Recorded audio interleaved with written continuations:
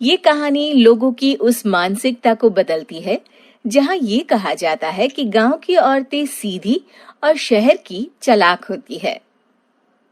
अरे बहुरानी, क्या कर रही हो? माँ, खाना बना रही हूँ। फिर ऑफिस के लिए तैयार होना है ना।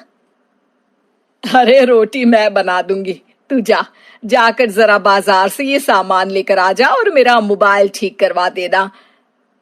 अब जी माँ, ये बोलकर दिशा मार्केट चली जाती है।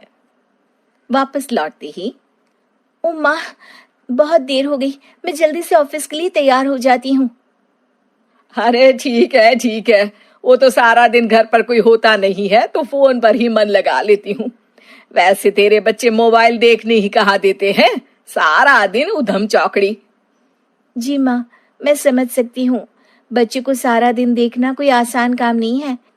कोई बात नहीं है माँ, मैं किसी नौकरानी को आपकी मदद के लिए रख देती हूँ। अरे ना ना, ठीक है।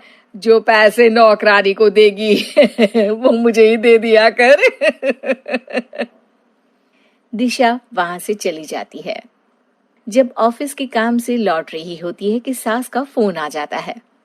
अरे दिशा बिटिया, नीचे आ जाए तो फोन कर देना। वो क्या है ना, आज खाना बनाने का मन नहीं था। बच्चे भी सारा दिन घर पर बोर हो रहे थे तो सोचा उन लोगों को घुमा दिया जाए। अब जी माँ, मैं बस घर पहुंच ही रही हूँ। आप लोग नीचे आ जाइए।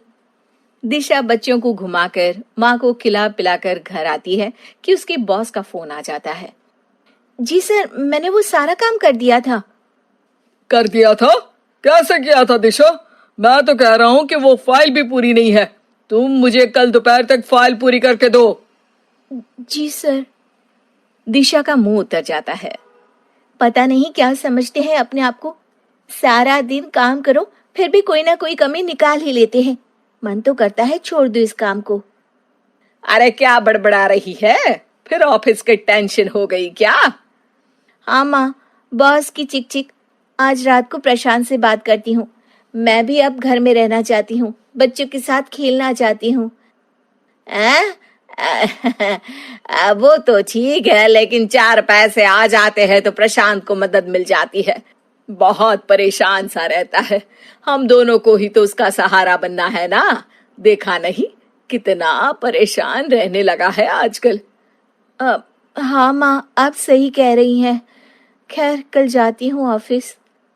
हाँ बेटा, और तेरी सैलरी कब आ रही है? ये इतने सारे खर्चे इस महीने के, ऊपर से मांगने वाले लोग दरवाजे आकर मांगते हैं तो अच्छा नहीं लगता ना।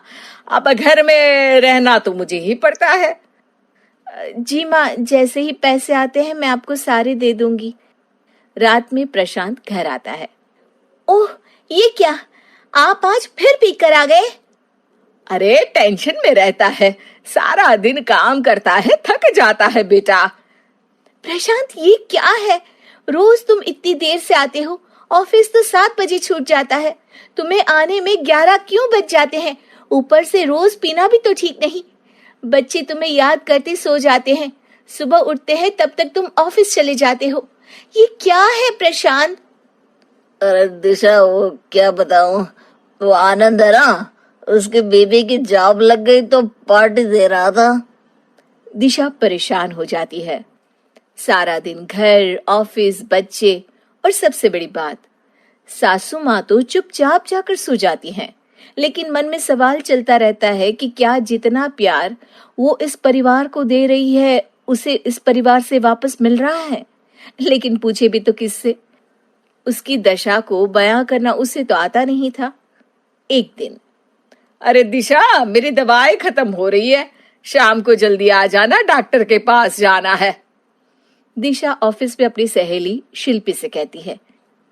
चल यार, मैं निकलती हूँ। आज सास को डॉक्टर के पास ले जाना है। तो तेरा पति क्यों नहीं ले जाता? माँ तो उसकी है ना। अरे क्या फर्क पड़ता है यार, मेरे बच्चों को देखती है, मेरे लिए यही बहुत है। हाँ, तो क्या बच्चे तेरे अकेले के हैं? देख, मैं तुझे भड़का नहीं रही हूँ, लेकिन ये क्या, अब तूने कार ली है, वरना 8 साल से मैं तुझे देख रही हूँ। इतनी सी कमाई में तेरा पति कार से जाता था और तू उससे भी दूर नौकरी करती है, बस के धक्के खाती आती है। यार तू बोल तो सही रही है, लेकिन मैं क्या करूं? अरे अपने लिए जीना सीख और उन लोगों को तेरी कीमत बता। कैसे? और कीमत पता है तभी तो प्यार करते हैं ना वो लोग मुझे। अरे पता नहीं प्यार करते हैं या इस्तेमाल। एक काम कर, आज घर जा और अब सास कोई भी बाहर का काम बोले ना तो बोलना प्रशांत से करवा लो, ठीक है? जी मैडम जी। चलो, अब तो मैं यहीं बैठ रही हूँ, आने दो सास का फोन। और इतने में ही सास का फोन आ जाता है। अरे दिशा, निकली नहीं? डॉक्टर के पास नहीं जाना है क्या? माँ आज ना बहुत काम है। आप प्रशांत को फोन कर दीजिए, वो ले जाएंगे। अरे वो बेचारा बहुत काम करता है ऑफिस में, उसको कैसे अच्छा चल मैं बोल देती हूँ। सास बेटे को फोन करती है। अरे प्रशांत, वो दिशा को ना ऑफिस का कोई जरूरी काम आ गया है तो वो निकल नहीं सकती, तू मुझे डॉक्टर के पास ले जाना जरा बेटा। प्रशांत, जो उस वक्त अपने दोस्तों के साथ बैठा पार्टी कर रहा था। अरे माँ, ये बार बार फोन मत किया कर, दिशा से बोलो कैसे भी करके जल्दी आ जाए, मैं काम कर रहा हूँ, आने में देर हो जाएगी। अब ऐसी ही बड़ी से लेकर छोटी चीज के लिए दिशा सास को प्रशांत से कहने के लिए कहती और प्रशांत उसे टालता जाता।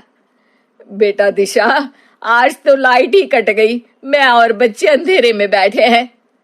अरे क्यों माँ, लाइट क्यों कट गई? प्रशांत ने बिल जमा नहीं किया क्या? अरे जब तू जानती है कि वो घर के काम नहीं करता तो क्यों बार बार उसे कहने के लिए मुझे कहती है? क्योंकि माँ, घर चलाने की जिम्मेदारी उनकी है।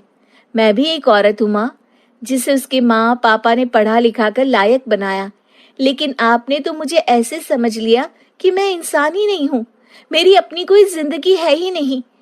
कमाना, बनाना, खिलाना के साथ आर्थिक जिम्मेदारी भी आपने मेरे ऊपर ही डाल दी। सही कह रही है बहू, लेकिन तूने हर किरदार इतनी ईमानदारी से निभाया कि मैं अपने बेटे को भूल गई। हाँ, मेरी गलती है कि मैंने प्रशांत के लिए हमेशा चैन, शांति और सुकून चाहा, जिसका उसने गलत फायदा उठा लिया। तू मेरे लिए आज से प्रशांत से भी बढ़कर है, क्योंकि मैंने प्रशांत को बेटे के रूप में पाला पोसा, लेकिन तेरे माँ पापा ने तो तुझे बेटा और बेटी दोनों के ही गुण दिए बेटा।